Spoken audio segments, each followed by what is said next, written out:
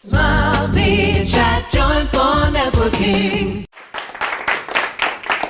Thank you. Hi everyone, Dave Bradburn from Opus Creative Design. Today I'm doing foresight on You Talking to Me, it's called. So really addressing when you're marketing, sending literature out, making sure that you're talking to the right people and identifying who you're talking to. Now at some stage we all are in a situation where we're marketing to our audience in some way. We're trying to talk to people, communicate with people. Now I'd hope that there's an overall strategy behind all your marketing, but even then when it comes down to individual pieces you need some thought and strategy behind that on an individual basis too. And a lot of that is down to identifying what the purpose is that you're trying to do it for, what outcome you want at the end, and very much important, who it is that you're trying to reach and identifying that. It's really tempting, and I'm sure we've all fallen into the trap at different times, that we try to make a really broad message, because by making it really broad, we speak to more people, don't we? And by speaking to more people, that increases the chances that we'll identify someone who wants to buy from us or is in our market. But that's not true, that's not how it works. It actually, by making it that broad, we actually end up speaking to no one, really. It falls down the gaps and you're not really specifically speaking to anyone in particular, so you're not addressing anyone's challenges.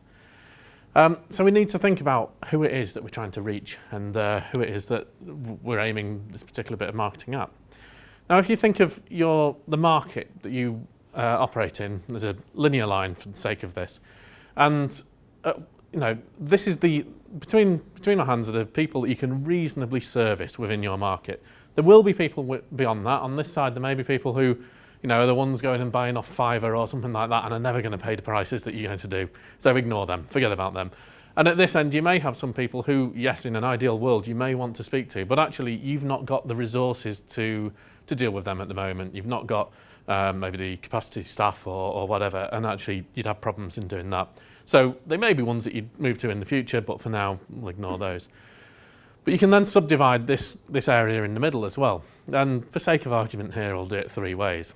At this end, we've got the more budget end of your clients. Yes, you're happy working with them, they're profitable enough to do, but maybe they're buying on price. There's not much loyalty coming with them. They'll come to you for one job and then maybe they don't come back again, or they're shopping in price next time. So maybe you're happy receiving that work, but it's not the sort that you're necessarily going to market for. In the middle, you've got your bread and butter clients. These are the ones, yes, you work with every day. You'll put work out for them. It's enjoyable enough for you to do. It's profitable for you to do. It's good quality work. But the bread and butter stuff, we all do it. At this end, though, you've got the high-end clients that you've got, and they're the ones that you feel will take you up a level by doing that work. Maybe it's prestigious to have, so it's good for your own marketing to be seen to be doing that work.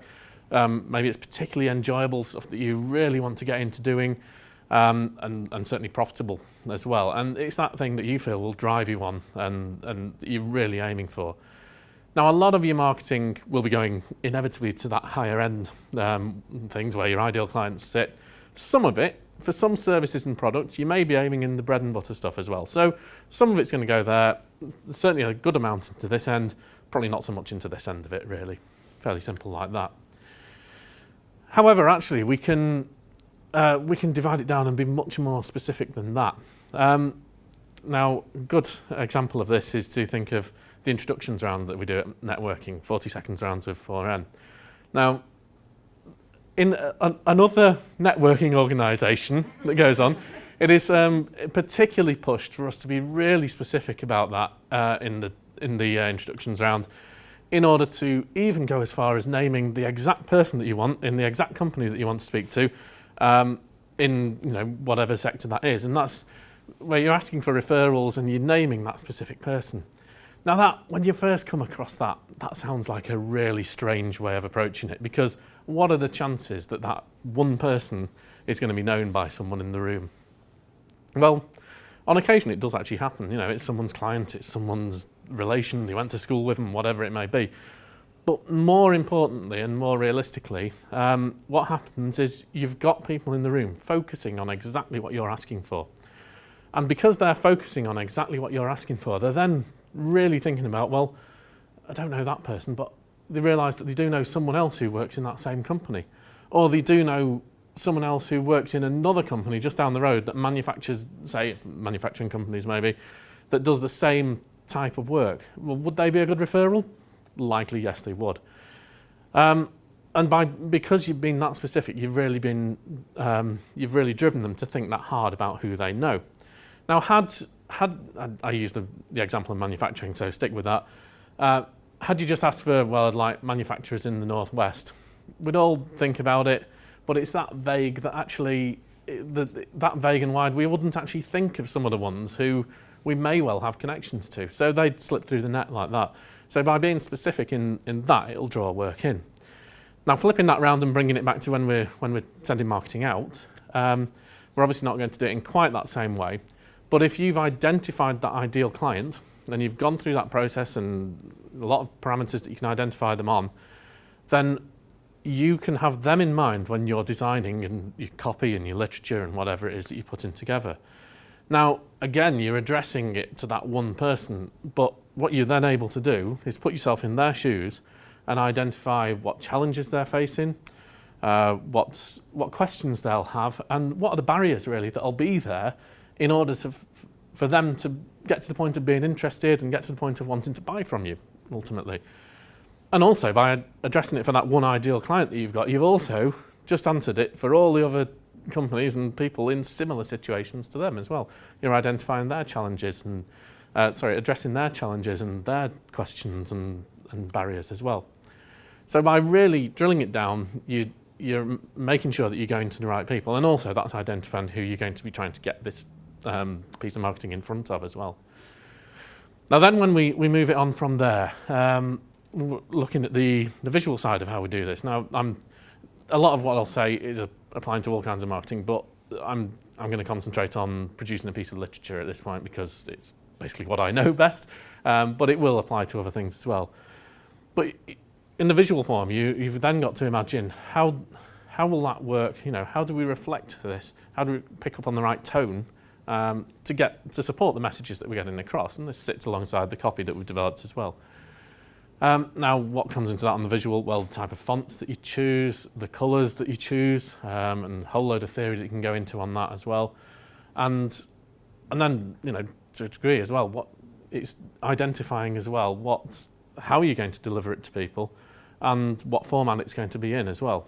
What you can't do is decide at the beginning, I'm going to produce a piece of literature, it's going to be a flyer, and then identify who it is that you're trying to reach and how you're going to get it in front of people. You're trying to, the format is down the list, and that comes about because you've worked out how it's going to be delivered to them and what the best way of doing that is. And ultimately, the whole aim of this is that you're trying to drive towards them taking some action at the end of having seen this, and you're trying to steer their perceptions of what it is that you do as well.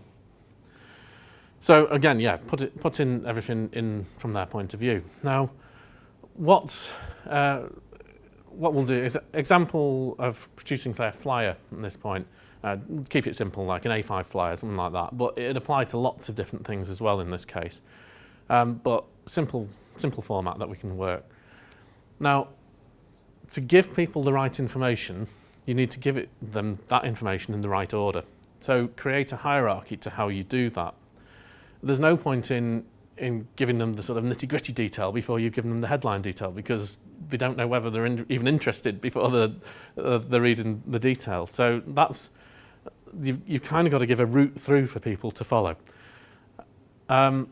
If you imagine this flyer then, first thing that we may have is use imagery to draw attention for people to look at it. So powerful image, and that'll work well. The purpose of the image is to maybe give a hint as to what the subject matter is about, but also to get people to look at it and draw eyes on it, and then maybe they'll read on. Quite often in images and this, you will see pictures of people on it. Good reason for that. We like looking at faces, people. And actually, there's been tests done, with the heat mapping sort of thing, where you can work out where people look on. You see it on websites a lot, but it's also been done on literature as well. you can see that people will look at faces. If we see a picture of someone's face, we are instinctively drawn to look at that face. That's what we do naturally, and it still works in pictures too. But actually what's shown on the heat mapping is if that person is looking over, say, to the side like that, we will instinctively look at what they're looking at, even though it's on a picture as well. So sometimes, and you'll see it maybe now if you're aware of this, you will see that actually the picture of someone's face is positioned to be looking towards where the headline is, because it's a huge signpost to get you to read the headline then. Headline leads on to that is best to be short, snappy, just getting onto the subject matter, but quite often very well phrased as a question. Because again, instinctively, if we're asked a question, we instinctively want to answer it. So we're immediately then thinking of our own situation and putting ourselves, applying what this is talking about to our situation. So for an example, if it was marketing, business networking, it may be something about, do you want to win more business? Do you want to get more clients? Whatever it may be. And our instinct, most of us are going to answer yes to that in our minds. So we will instinctively read on because we want to know more about that then. One thing actually to mention at this point as well is quite often on literature you will see people put their logo up at the top, huge, because that's, the logo is important to them, isn't it? Well, actually, in this case, you're trying to do it from the point of view of what the reader wants. The logo isn't that important to them at this stage. In fact, they don't really care what the logo looks like. Yes, it's there for recognition if you've seen it before, if you've seen it again, and for trying to build recollection of it. But really, your logo is your signature for your business. And your signature on a letter would go down the bottom. So the logo goes down the bottom. Typically, you'll see it bottom right. Still a very prominent position down there, but actually it's not a distraction at the point that you're trying to get people to read the headline and engage and read the information. So yeah, you've got your headline, then probably typically you'd have a subheader underneath it, reasonably prominent copy still, that actually just gives a little bit of context to actually what this is about. So if people are interested, they will read on from there still.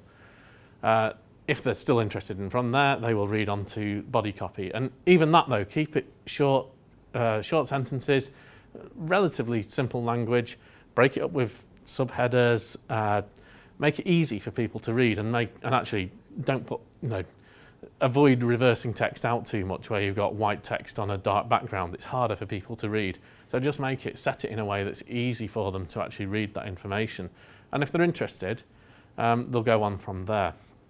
But what you're doing by providing this headline first, then subheader, then body copy, is you're giving people, signposting the route through for them to do it, to read it. We've all been in situations, I'm sure, where you look at a piece of information that's printed and actually you don't read any of it. And the reason is that the prominence of everything on there is all pretty much equal. So actually you're not drawn to go look at that first, look at this second and third and read through there. You just scan across it and don't really take any information in. Restaurant menus are actually a really good example of that. Number of times that you sit down at the table, you read over it, and you haven't got a clue what's on there 5 minutes later when you come into order. So you then read again and you're still not taking it in, and it's because the information's all at roughly the same level of prominence. It's not helping you to read it. Then perhaps the most important thing though that you have then is the call to action. Telling them what to do next, really.